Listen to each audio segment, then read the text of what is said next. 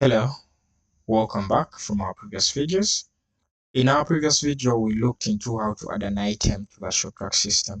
So in this video, I'm going to take you through, or I'm going to do an addition to the previous video of adding an item to the ShopTrack system. So in our previous video, this was our last screen. And today I'm going to be taking you through additions to our previous video, where I'm going to look at the toggle buttons on this screen one by one, each at a time. So I'll start with the profit margin toggle button.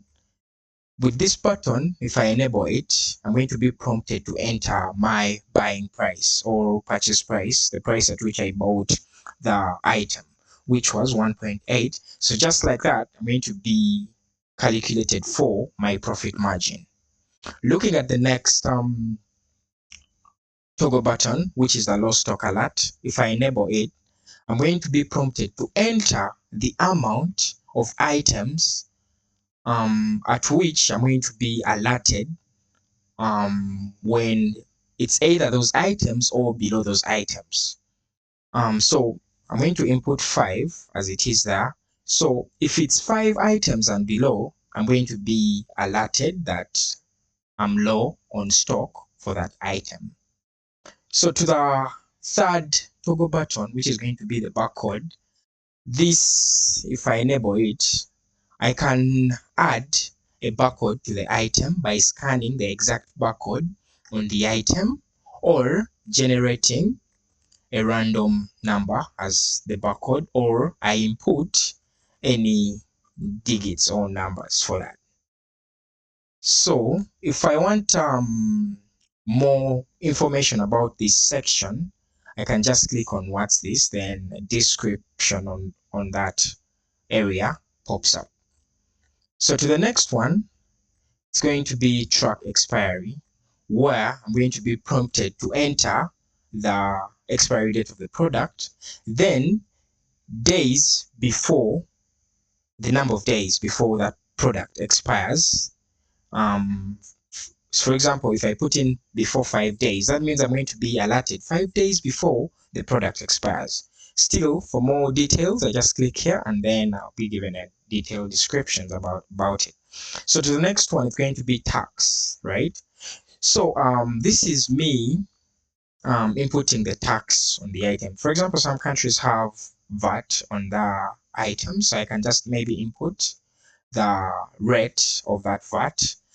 So I can select the tax mode right here. For example, if I want to input the tax as a rate in percentage, or the tax in amount, which would be figures.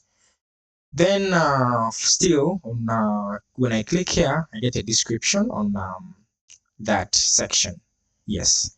So there is this checkbox here, which is the included checkbox. So if I check this checkbox here to show that the tax, it shows that the tax is included on the selling price I indicated up here, which was if you remember, which was $2, right?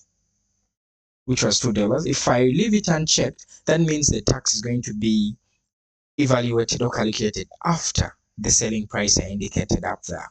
Yeah. Still to the discount, this discount mode works as the tax mode. I can if I check it, then I'm going to enter the discount in form of percentage. If not, it's going to be entered in form of a figure or an amount. Same thing for included.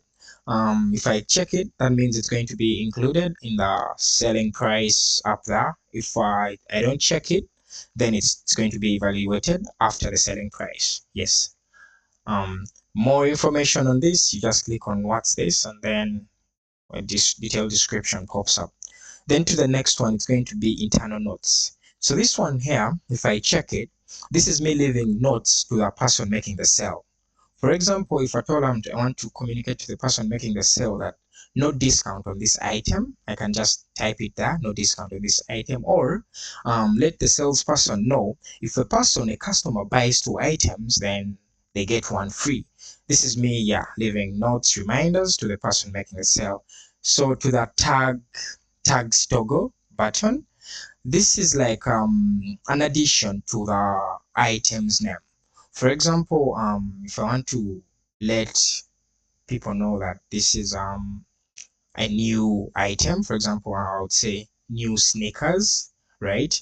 Uh, Limited edition sneakers, something like that. Refurbished laptop. So it's just like an addition to the name of the item.